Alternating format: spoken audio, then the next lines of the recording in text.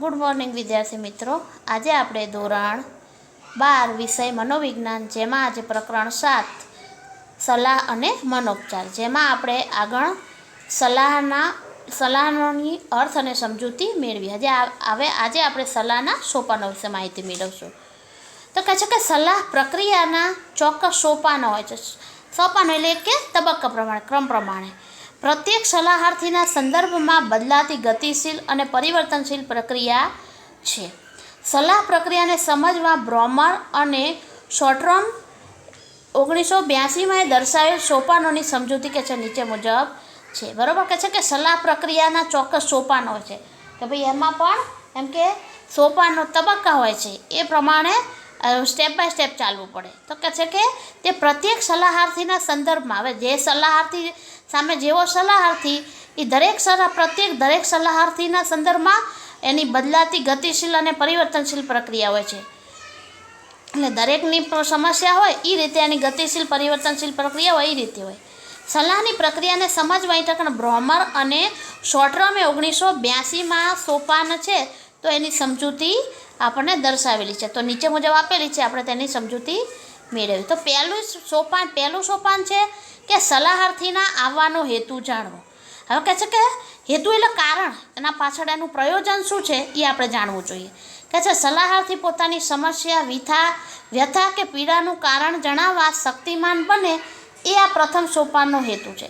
પહેલો તો કહે છે કે સલાહાર્થી છે તો એ આવવાનો હેતુ જાણવાનો, કે ભાઈ સલાહાર્થી આવે છે તો એની સમસ્યા શું છે, એની વ્યથા પીડા એ જાણવા એ જાણવાની શક્તિમાન પોતે બને એ પ્રથમ છે કે એની સમસ્યા છે, એ આપણા જોડે એની વ્યથા તકલીફ છે એ આપણા જોડે વ્યક્ત કરી શકે અને એના પાછળ હેતુ શું છે તો એ જાણવાનો એ પહેલો, કે આપણે વ્યથા સમસ્યા શું છે એ જણાવવા એને એટલો સક્ષમ પહેલાં બનાવવાનો કે એની વ્યથા સમસ્યા છે એ આપણને જણાવી શકે, એ એનો પ્રથમ હેતુ રહે।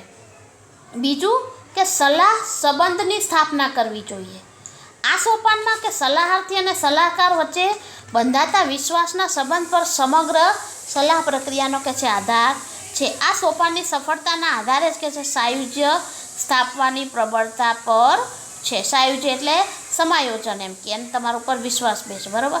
તો કે બીજું કે તમે એને એટલો સક્ષમ બનાવો કે એની સમસ્યા છે એ તમારી સામે રજૂ કરી શકે, એ એનો પહેલો હેતુ।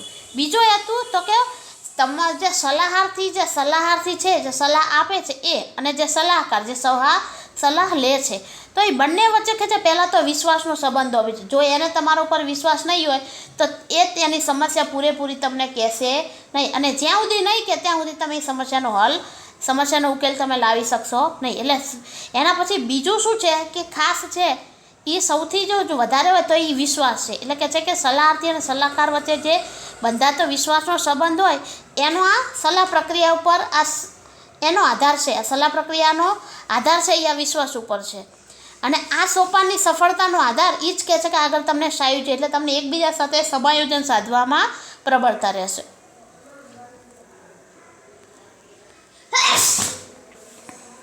એના પછી છે ત્રીજું સંરચના અને ધ્યેયો નક્કી કરવા। કહે છે કે આ સોપાનમાં સલાહકારની સલાહ પ્રક્રિયા અંગેની સ્પષ્ટતા, મર્યાદા અને ધ્યેયોનો સમાવેશ થાય છે। એવી સંરચના સલાહ માર્ગનો કે છે નકશો પૂરો પાડે છે।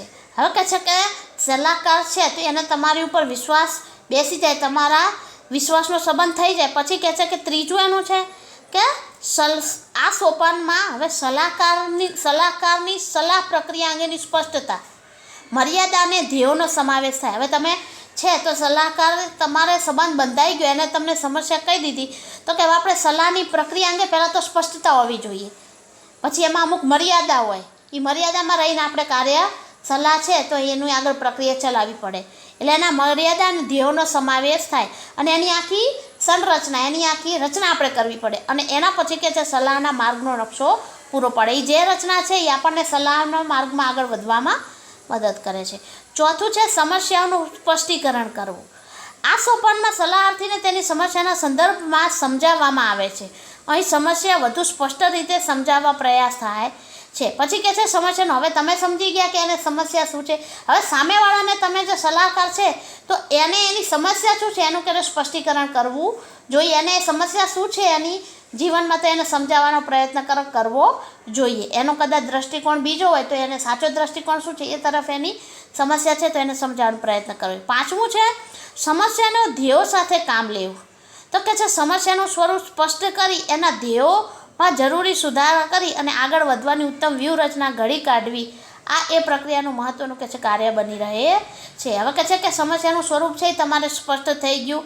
હવે એમાં ધ્યેયો તમે નક્કી કર્યા, પણ જો સમસ્યા પ્રમાણે આગળ તમારે જેમ જેમ એમાં સુધાર કરવાની જરૂર પડે તો એમાં ધ્યેયોમાં સુધારા કરી અને આગળ વધવાની ઉત્તમ વ્યૂહરચના, એટલે કે આગળ આપણે શું કરવું એનું આયોજન છે એ વ્યૂહરચના કે છે ઘડી કાઢવી જોઈએ. આ પ્રક્રિયાનું મહત્ત્વનું કાર્ય બને છે. હવે કે છે કાર્ય યોજના ઘડવી. આ તો તમે ખાલી વ્યૂહરચના, કાર્યની વ્યૂહરચના કરી કે આપણે આમ કરશું તો આ સમસ્યામાંથી બહાર નીકળશું. હવે એ જે પણ વ્યૂહરચના કરી છે તો હવે એ કાર્યની યોજના ઘડવી. સલાહનો અંત લાવવા પહેલાં સલાહાર્થીના દેખરેખ અને માર્ગદર્શન નીચે થોડોક સમય આયોજનો અને નવા વર્તોની અજમાયશ કરવી કે છે ઈચ્છનીય છે. અબ્રાહમ મેસ્લોના મતે આવા અનુભવો સ્વયં ઉપચારક મૂલ્ય કે છે ધરાવે છે. હવે કહે છે કે સલાહનો અંત લાવો હોય એને બધું સમજાઈ ગયું, એની સમસ્યા શું છે, તમે વ્યૂહરચના પણ ઘડી લીધી છે. હવે કાર્ય યોજના કરવાની છે કે આ રીતે આ તારીખે આ સમય આ કાર્ય, તો એનો અંત લાવવા આવે કે છે એ સલાહાર્થીની દેખરેખ અને એને સલાહાર્થી જે વ્યક્તિ આપણને સમજાવે છે તો એની દેખરેખ નીચે અને એની માર્ગદર્શક નીચે થોડોક સમય કે છે આયોજન માટે અને નવા વર્તનોની અજમાયશ કરવી. એટલે કે એ જે કે છે એ આપણે થોડુંક કરવા માટે આપણે એ જે આયોજનને જે કરે છે તો એ વર્તનોને એ બધું એને સમજવું આપણા માટે કે છે એને અજમાયશ ઉપયોગ કરવી આપણા માટે ઈચ્છનીય. અબ્રાહમ મેસ્લોના મતે કહે છે કે આવા અનુભવો સ્વયં ઉપચારક મૂલ્યો ધરાવે છે. કેમ કે એ તમને કાર્યોને તો એ તમને જે કે એ પ્રમાણે તમારે કરવું પડે તો તમે સમસ્યામાંથી બહાર આવી શકો. પરિણામોનું મૂલ્યાંકન અને સલાહનો અંત. કહે છે કે સલાહાર્થીને જ્યાં સુધી મદદની જરૂર હોય ત્યાં સુધી સલાહકાર સાથ આપે છે, પરંતુ સલાહાર્થી એકલો આગળ વધવા તૈયાર થાય ત્યારે સલાહકારે પોતાની ભૂમિકા કે છે પૂર્ણ કરે છે. સલાહના ધ્યેય તરફની પ્રગતિના મૂલ્યાંકનના આધારે સલાહ પ્રક્રિયાનો અંત લાવવાનો નિર્ણય લેવાય છે. હવે કહે છે કે આખી વ્યૂહરચના ઘડી ગઈ, કાર્ય યોજના ઘડાઈ ગઈ, સલાહાર્થીએ એને સલાહ આપી સલાહકારને કે આવી રીતે કરવાનું અને એ થોડું ઘણું તારા ફેરફાર પ્રમાણે ઈચ્છતું હોય તો તું કરી શકે છે, બરાબર. અને પછી કહે છે કે સલાહાર્થીને જ્યાં સુધી એની મદદની જરૂર હોય સલાહકારને ત્યાં સુધી સલાહાર્થી એને સલાહ આપી શકે છે, પણ પરંતુ આગળ એને કાર્ય યોજના ઘડી દીધી અને પણ એ કામ તો એને જાતે જ કરવાનું હોય છે. એટલે એ વધવા માટે કહે છે સલાહાર્થી જો આગળ તૈયાર થાય તો પછી સલાહકારે એની રીતે કે છે એની સલાહાર્થીની ભૂમિકા પૂર્ણ થઈ એને એની રીતે કરવી જોઈએ. જો મદદની જરૂર હોય તો એ પોતે કરી શકે. અને આવી રીતે સલાહના ધ્યેય તરફની પ્રગતિના મૂલ્યાંકનના આધારે કે છે સલાહ પ્રક્રિયાનો અંત લાવવાનો નિર્ણય લેવાય છે. આમ આ સલાહ પ્રક્રિયાના આ સોપાનો પરસ્પર કે છે સંબંધિત છે. એટલે આવી રીતે કહે છે કે સલાહના જે સોપાનો છે એક ઉપર આધારિત છે, પરસ્પર સંબંધિત છે. હવે આપણે અસરકારક સલાહના લક્ષણો અને કૌશલ્યો વિશે સમજૂતી મેળવીએ કે ભાઈ અસરકારક સલાહ છે એ કેવી હોવી જોઈએ. પેટરસને કે છે દર્શાવેલ અસરકારક સલાહના લક્ષણો નીચે મુજબ છે.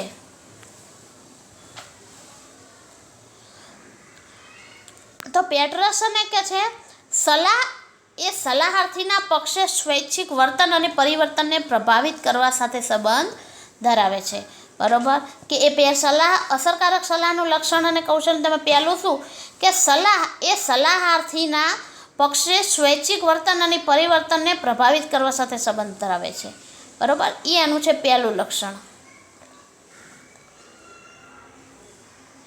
તો કે ભાઈ સલાહ છે તો કે એ સલાહાર્થી જે હોય છે તો કે એના પક્ષે સ્વૈચ્છિક વર્તન અને પરિવર્તનને પ્રભાવિત કરવા. તો સલાહાર્થી હોય છે તો એ બધું એ પોતે કોઈ પક્ષ વિપક્ષ નથી કરતો, એ પોતે સ્વૈચ્છિક રીતે એનું વર્તન હોય છે એ સ્વૈચ્છિક હોય છે, એનું પરિવર્તન હોય છે જેના કારણે એ કહે છે કે સામેવાળાને પ્રભાવિત કરે એવો એ સંબંધ ધરાવતો હોય છે.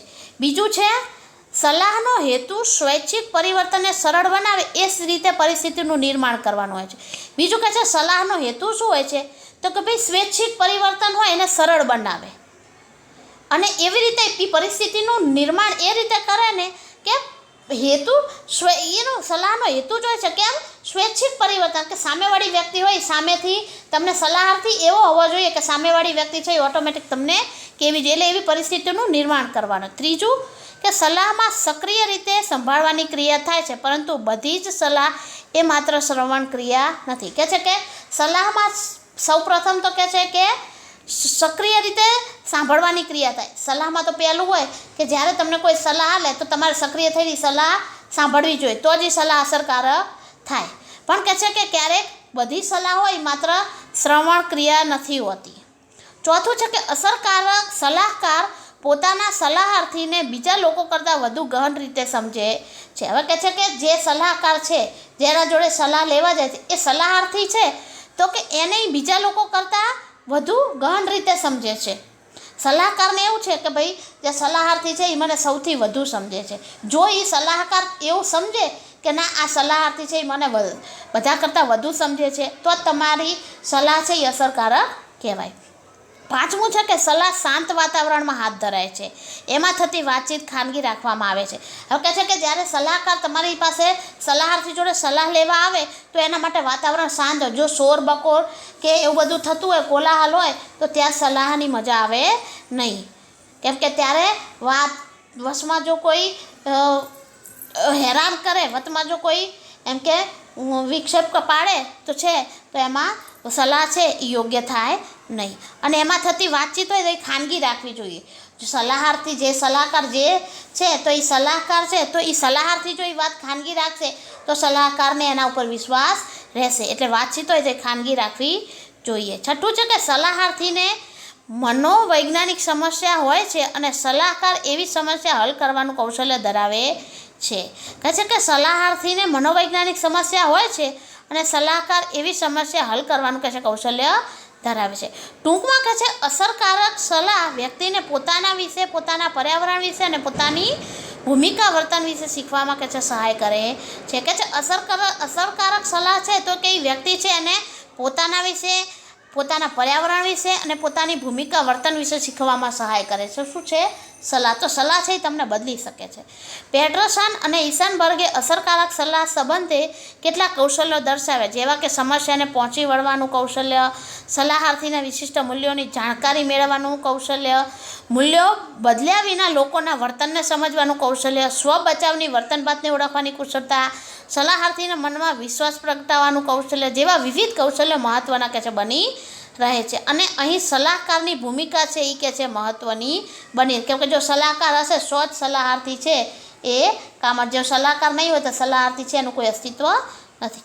આમ અસરકારક સલાહ એ વૈજ્ઞાનિક તાલીમ અનુભવ અને કે છે સલાહકારના વિશિષ્ટ કૌશલ્યોના પરિપાક રૂપ હોય છે.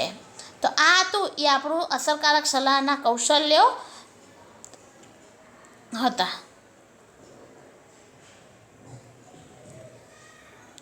અને સલાહના